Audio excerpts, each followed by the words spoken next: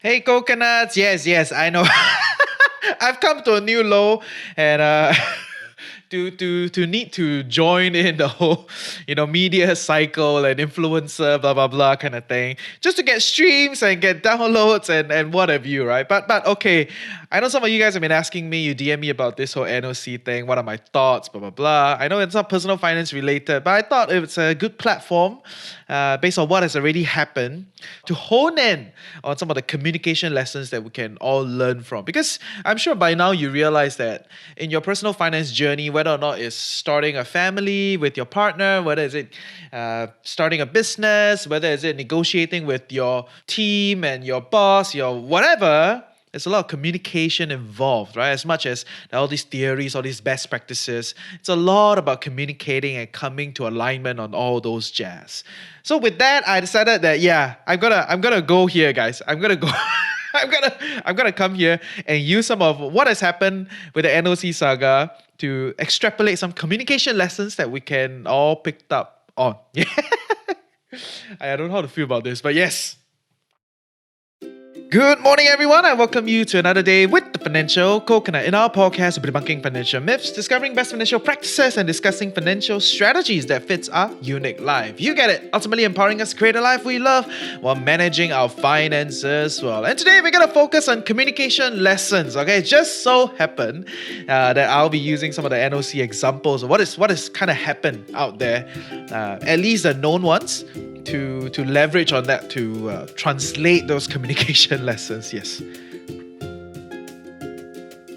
Okay, I reiterate, my focus today is to talk about communication and share some core ideas that I've used for a very long time, and I thought they work very well, and I have over time mitigated a lot of these spats and a lot of these issues. At least in the recent years, like, I mean, I've been there, done that, right? I've been through all the like terrible breakups, whether is it relationship, whether is it family, whether is it friends, or even business partner, and all that, right? And you kind of see it play out now with the whole NOC saga. So yeah, man. So okay. So let us come together on this. Okay, my goal is communication, not about the saga. I'm not taking sides. I'm not trying to tell you who is right, how to read in between the lines, and all of that. Right? There's no real point in doing all those. Right? But of course, Xia Xue is the biggest winner here. Right? She just got a lot of traction, a lot of leads, and what have you. Right? Probably Wa Banana has a lot of a lot of new projects because NOC is dead, right? But yes, all that aside, for all of you listening, and for all the foreign listeners that don't know what the hell's going on, NOC Night Owl Cinematics is one of the largest, if not the largest, okay, maybe the second largest YouTube channel and YouTube ecosystem in Singapore, right? So they have a lot of influencers, they churn a lot of content and what have you. So they recently, some of the founders, two of the founders, have come into a public spat about how shitty things were for a very long time, right? So it's not a one-off thing. And for all of you local listeners, I don't need to tell you, and I'm not going to go through the whole flow, like who said what happened, right? Tons of people covering that already. But at this point in time, I think we can realize that underpinning this whole discussion, this whole saga, is that there are a lot of communication problems. People have lawyered up, and everybody's trying to take sides and trying to pull people around to believe in their side of the story. And I can say that it's the end. It's more or less the end already. There will be no pleasant ending on this whole thing. So there's a lot of shit to unravel. So yes, if you want to continue to be gossipy about some of these things, be a lot more intelligent, then you can join our friends at Yalabat. But I think I'm just going to use and focus on the communication lessons, right? So I want to put it out there that there are many different ways to communicate. Everybody has their own styles, and there are many different techniques out there that people use. I am a strong believer that it's not just about the techniques, but how you perceive some of these things. So the inner world, outer world kind of thing. Because your inner world, your perspective, your mindsets, how you look at certain things will affect how you present, which is your external world, right? Like what you say, how you present yourself, the kind of questions you ask is a reflection of how you think and how you feel and how you experience internally. All right, so I'm gonna give you a little bit of both sides to use them as learning points and hopefully can elevate your communication abilities and recognize the complexity of discussion. Okay, so my first communication lesson for all of you listening until now, right? Quite a miracle, right? That you never drop out of a TFC podcast, although we have taken like super big pivot away from what we usually do.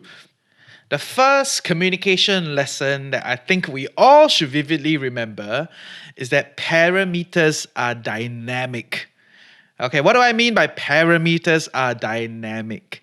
First thing you need to understand is that every time when we go into some sort of agreement, okay, whether or not is it official, whether or not there's a contract, okay, it can be oh, you promise ma, or it could be a mutual understanding, or it could be a verbal agreement, or it could just be, both of you feel like, okay, we're aligned on this and it is what it is. Okay, so any time when you go into an agreement, which is where most people want to be at, right? Anytime when you go into an agreement, the parameters are there, which means at that point in time, what is your situation?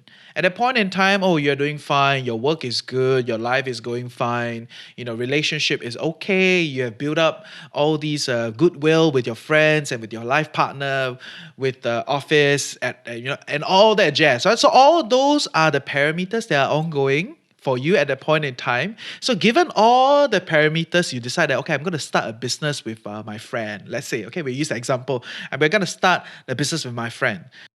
And then he or she will also have their own set of parameters that are based on their current circumstance. And then you do business together. And then after a while, you realize, oh my God, my situation have changed. Now I've lost my job, or my whole sector has gone down. Or, suddenly I realized that my wife, something happened, or my husband, something happened, or my kids has some issues. So the thing is, although there may be a contract, there may be a written agreement of some form, the situation has changed. So your parameters, in essence, have moved. Right? And this whole parameter thing, right, is always changing, always moving on. As you experience new things, as you experience new facets of life, as you meet more people, all these parameters are changing. In other words, you have to consistently realign and keep coming back to check with whoever you're working with, whichever life partner you've chosen, or all the people that you're close with, that you have something ongoing that you guys agreed previously, to constantly realign, constantly check what's going on. Has anything changed? Have we kind of come together? Is what we agreed previously still on? Any circumstances have changed. I think this is extremely, extremely important. And from the whole NOC saga, you can tell that they have not done this for a very long time. All right, so from just being an innocent duo partner and then starting a business together, and then the business grow very fast, and then some people have to take on super big leadership role compared to where it was.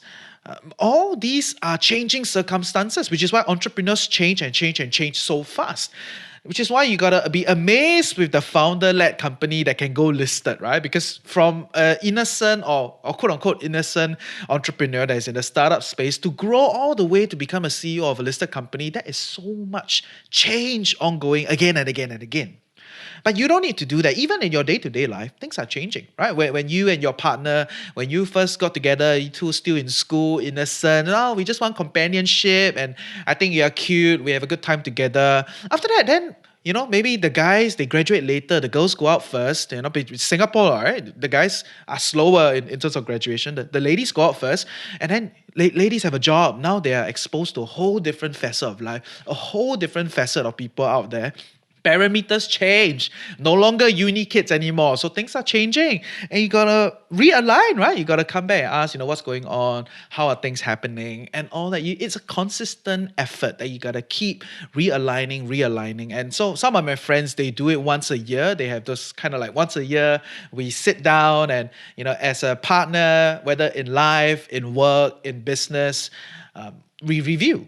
Right, and then we talk about what happened this whole year, blah, blah, blah, blah, blah, blah. Are we still aligned on certain things? What are our goals next few years? So I think this is something that a lot of people don't recognize. So all the other things about, how to set goals together, mutually understand, blah, blah, blah, all those things, people talk about it all the time. But there's this basis is something that I think a lot of people don't see. So people will harbor on like, oh, last time you tell me like that, like that. Well, yes, it's true. In the past, it was like this. But we are not in the past anymore. Things have changed. Although we agreed before, you can use the past to corner me to say that, oh, I didn't keep up to my side of the agreement and blah, blah, blah. Yes, you can do that, right? Socially acceptable. Oh, last time you say this, now things have changed. But is that what you're trying to achieve? Are you trying to push me out of the situation, or are we trying to come together again and keep chugging along on our mutual path of growth and progress? If we are trying to align, then you have to recognize that what's the past is the past. Parameters are different now. Okay? So I think this is the part that is fundamentally impeding NOC and also a lot of other businesses where you see a lot of founder dispute, you see a lot of business people, they break up and all those kind of things, and both in life and at work. This is a big problem. Okay, parameters changing. And I think this is the part where makes work and life a bit hard to separate. Okay, so all that jazz we can talk about next time, but I hope that you will learn to recognize this thing. Okay, don't keep harping on, oh, last time you say, last time lah. Right, times have changed, parameters have shifted. What is important is we realign. Okay, so that is communication lesson number 1. Communication lesson number 2 from this whole NOC saga is always de-escalate first. Logic don't make sense when the defensive wall is high. I will talk to you a little bit more after a word from our sponsor. Okay, so we're going to talk a little bit about de-escalation. What is de-escalation, right? Essentially, it's when people are emotionally heightened. They want to protect themselves, right? You can tell both sides are emotionally heightened. Maybe Sylvia a little bit more emotionally heightened. And I don't blame her. I mean, everybody attacking her, right? Like, you don't even know her. You don't even know exactly what's going on. It's a he say, she say kind of situation. Of course, it does seem like the allegations are tilted against her, but she's being attacked on all corners, right? And you can say that, oh, because last time she attacked other people, blah, blah, blah. I'm not here to chase the cause of it. I'm just looking at this situation and what we can learn. The reality is it takes two hands to clap. Okay, this is something that we cannot lie to ourselves. It takes two hands to clap, and you are always complicit in whatever situation, as long as you are part of the situation. Okay, some people say, oh, I'm in an abusive relationship. Let's say you're in an abusive relationship, and abusive does not mean it needs to be like really abuse. It can be emotional abuse. It can be all those things. Firstly, I want to let you know that I know it's very hard to get out of an abusive relationship. I feel you. I've been there. But at the core, you cannot deny that you're complicit in this situation. Also, you've allowed the other party to essentially abuse you at some level, right? I know it does not sound great. You'll be like, oh, blah, blah, blah. It doesn't sound great, but this is the reality. But that's not saying that, oh, that means you're empowered to come out. No, okay? It's a lot more complicated, but the situation is as such. You're always complicit as long as you are part of the situation, you're part of the relationship. Okay? So with that in mind, you cannot just blame Sylvia alone. Neither can you blame Ryan alone. They all have some sort of interaction there. They are all part of this thing. So both sides are not doing great in terms of de-escalation of emotions. What do I mean by de-escalation? When people are emotional, they build up their defensive wall, right? Whatever you tell them, they're not going to listen. So some of the clear signs when people build up their defensive wall is when they fold their arms, they're looking away, they pick up their phones, they're looking down, they're not really interacting with you. You know their presence is not really with you. And they're clinging on to something else for their lives, right? So like when kids, especially when you scold them and then they hold on to their phone, they text, they don't even want to look at you. That is them building up their defensive wall to protect themselves, right? And in such a scenario, what a lot of people do, people use more force. Shout louder, blame more, attack more, throw more examples. All those things do not work. It further heightens the emotions, it further heightens the situation, and you're not going to get the communication across at all. Okay? It's not going to happen at all. You may push the situation to a point of no return, which seems like what is currently happening at NOC. And based on some of the videos and all, you can tell, right? Emotions were very heightened. Nobody really kind of managed this whole thing. And it's very hard when it's between two parties, they're all leaders, and there's no like other people that can do the management or the de-escalation of the emotions. So what do I mean by de-escalating emotions? Some of the classic ways of de-escalating emotions, if you are aware, you can say that, hey, I am feeling uncomfortable. I need a break from this. I need to tap out of this. Or if you are emotionally aware, that means you're more attuned with your emotions. You can feel your body tightening. You can feel the kind of anxiety building up. That is amazing. That means you're in a different league altogether. And if you can feel, one of your best bets is to let the other party know that, hey, this is getting extremely uncomfortable. I don't really want to pursue this for now. Can we take a break and we can come back again? So this is drawing boundaries. Right? A lot of people talk about drawing boundaries.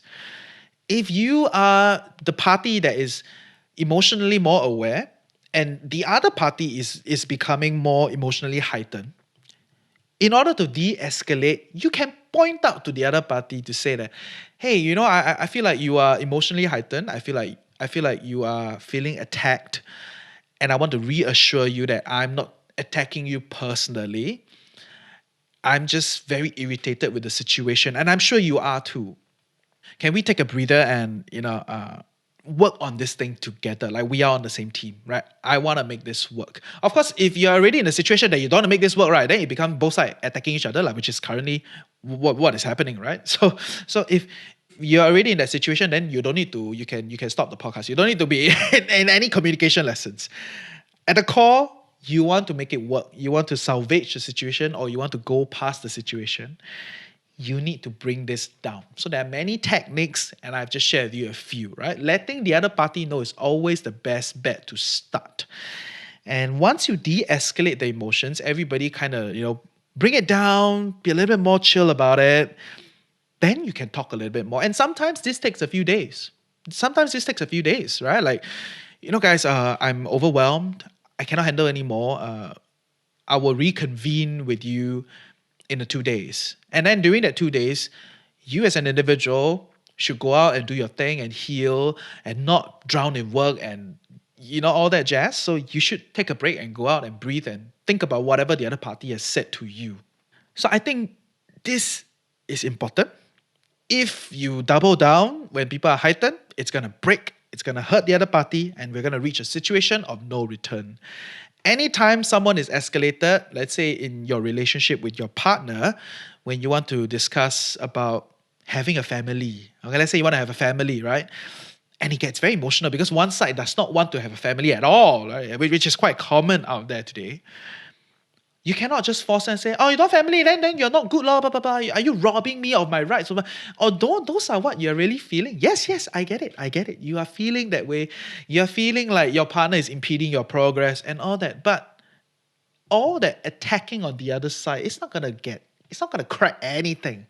It's not going to get you anywhere. Instead, you should focus on de-escalating either yourself or the other party. Give everybody some sort of breather and come back and reconvene on why is it like that? Which brings me to point number 3. What is governing my thoughts? All right, so what is governing my thoughts or my beliefs, my ideas? What is governing is extremely important, and not so much the idea itself. Too many people are talking about things on the idea itself, where it's like, oh, why you don't have kids? Oh, too expensive, lor. And then that's the end of the story. Or like, do we want to hire more people? Don't want too risky. And then that's the end of the story. Do you want to invest? No lah, too much risk. So I think this is the part where a lot of people can improve a little bit more to recognize that all those thoughts make no sense. They're quite nonsense lah, right? Too risky lah, I don't feel like doing it lor. What is don't feel like doing it? Right? The reality is behind all the don't feel like doing it or like too risky, those kind of like tagline statements, exist all sorts of principles that are governing it, right? So some of these things will be like experiences, personal experiences, or certain narratives that people have internalized, or even some sort of like data, some studies out there that people internalize to say that, oh yeah, this is what it is. And you see it in the spat, right? In the spat between the two of them and NOC. You feel like, what the hell? both sides like talking about the same thing but in total different way, or like totally different things altogether even. And that is exactly what is going on with a lot of people on a day-to-day discussion, or on discussions of trying to align. Because you say, I say, he say, she say, ma. What do you actually mean, right? So when someone tells you some of these kind of statements, you have to dig further to try to find out what is the underlying experience and narrative that is governing that thought. Usually it will come to a personal experience. Usually, okay, it will come to some sort of personal story. I would think one of the reasons why people don't really want to set up a family really hinges on this idea of them being abused, or they don't come from a great family. They don't come from a great family. That's why they don't really want to set up a family, you know. That is one way. I believe is a strong reason for. I've talked to enough people, so anecdotally, I believe that is one of the reasons out there. And so there's no point in flaming them for one thing or not, but try to understand where they are and what governs this to then crack the code, right? So if your goal is to convince the other party, you have to help them relive their experience. It is very hard, okay? You have to help them relive the experience. In other words, they go through this whole thing, right? They go through this whole family issue and blah, blah, blah. You can take it as, okay, this is what it is. I'm not going to touch it, right? But if you want to change the hard line to become like, okay, maybe we can really set up a family, you got to work through with them the whole experience. Like, you know, what did your parents do to you? What was the abuse like and all that? So you got to walk through this whole process with them and reframe the way they look at it, right? So ultimately, your goal, there's a lot of techniques here, but ultimately, your goal is instead of them saying, you know, I don't want to have a family at all, it will be like, okay, maybe I could have a family in the view that I believe is a great family. That does not mean that definitely you will create a great family. Yeah, it tends to be a lot harder than it is. But that is the part that I think a lot of people need to recognize. When people say a certain statement or people share with you a certain thought, that is not the important part. The important part, if you already agree, I would still, you know, push you further to try to understand what is underneath. But if you don't agree, that's not the important part. The important part is why is it like that? Dig. Right. So, but the digging is sophisticated. It is hard. We can talk a little bit more about this if you guys actually enjoy this communication lesson. But I feel like this is the part where a lot of people don't recognize, right? That it's not about the thoughts itself, but it's really about the underlying experiences. And I also want to throw in something is that if there are no shared experiences, it will be very hard for you to develop anything. And if you look at what is happening currently in the situation between the whole bunch of them, yeah, it is that absence of discussion of that thought of what is underlying all these things. Nobody's talking about it, right? So it ends up become a you say, I say, he say, she say, and you get nowhere because nobody is breaking into the deeper stuff. And I respect, you know, if they don't want to do it, but I can tell you that if they're not going to go down deeper to really crack it and solve it, the problems will repeat even with another situation that they are personally in, and there will be no way out for this whole saga. Okay, so I thank you for listening all the way until here. I know it's a little bit different from what we usually do. I hope you found it beneficial, right? I'm leveraging on what is happening out there to share some of these communication lessons and techniques that I've picked up over the years that really helped me to have a better life, you know, a better relationship with my friends, better relationship with my partner, better relationship with my business partner, better relationship with my team, right? And I think all that jazz is important, right? So I'm gonna sum up, okay? And I'm not saying these are the only three things that you need to be like, oh, super communicator. No. Huh? So, there are many other things that I'm sure you've heard out there, asking questions, like, you know, being vulnerable, all those draw boundaries, you know, whatever people are saying out there, it's out there. Eh? I'm just pointing out the things that I feel are rarer. People don't talk about it as much, and it's very vivid in NOC's Saga, and also parts of the more nuanced idea of communication rather than just do this. Okay, so I'm going to sum up the three communications lessons from this whole saga. Number one is parameters are dynamic. In other words, if you look at Ryan and Sylvia, they started out as a couple, they got into this whole thing, they grew very fast, and then they started recruiting a lot of people, right? The NOC grew so fast. And then everybody was kind of jostled into like leadership role while churning and growing and all that. It's so difficult to keep changing and upgrading and what have you. So their parameters are changing again and again and again and again. And they've probably not done a lot of realignment in the process.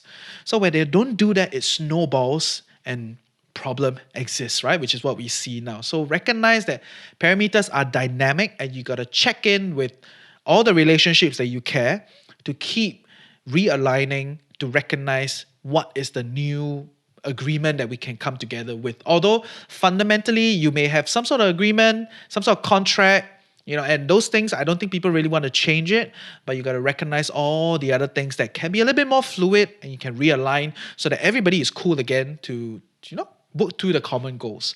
Number two is to always de-escalate emotions first. It does not matter whether you're right or wrong, that is a moral structure to begin with. The idea here is that once people are emotionally heightened, they build up their wall, they want to protect themselves, and whatever you say is gonna, it's not gonna get to them. And if you're gonna hit harder, it may break them, and you will reach a situation like what is happening at NOC, where nothing is gonna happen, right? Or whatever mitigation, nothing is gonna happen. There's no more goodwill left in this relationship. So always learn to de-escalate emotions, whether it's your own emotions or the other party's emotions. Recognize it is the first step. After that, always ask for a pause if you're feeling emotional. And if you are more able, you can help to de-escalate the other party's emotions by reassuring them that, hey, I'm not here to attack you. It's not personal, which most of the time is not personal, okay? Not really. Most of the time, it's a lot more situational. It's a lot more internal rather than, this person is an asshole like that, right? It's not like that. So de-escalate emotions, only then you can really talk to what is going on, which brings me to point number three, is to focus on what is governing the thought. So the thought itself don't matter, the thought, the idea, the beliefs, whatever, all those things, whatever name you put it, they don't really matter as much. What matters is what is underneath all those things. What inform the thought, what inform the beliefs, what inform all these are experiences, the narratives that people have internalized, a lot of emotional stuff that people have gone through, right? So if you can recognize these three things and practice some of the stuff that I've shared with you, trust me, your emotions will be a lot better. Your relationships will be a lot better. At least it worked very well for me, and I hope it works for you too. And I thank you for listening all the way to the end of something that I'm just kind of trying to see if it works. So let me know if it's something that you guys enjoy, and I will be happy to share with you once in a while some tangent topics that's not always personal finance related. So yes, I hope you learned something useful today. See ya.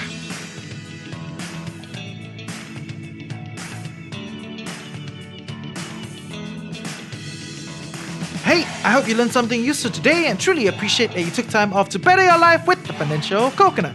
Knowledge is that much more powerful and interesting when shared, debated, and discussed. Join our community Telegram group, follow us on our socials, sign up for our weekly newsletter. We're doing a weekly newsletter reboot. We're going to have a lot of information within the newsletter. Everything is in the description below. And if you love us and want to help us grow, definitely share the podcast with your friends and on your socials. Also, if you have any interesting thoughts you want to share or you know someone that we would like to hear from, reach out to us through hello@thefinancialcoconut.com. With that, have a great day ahead. Stay tuned next week, and always remember, personal finance can be chill, clear, and sustainable for all.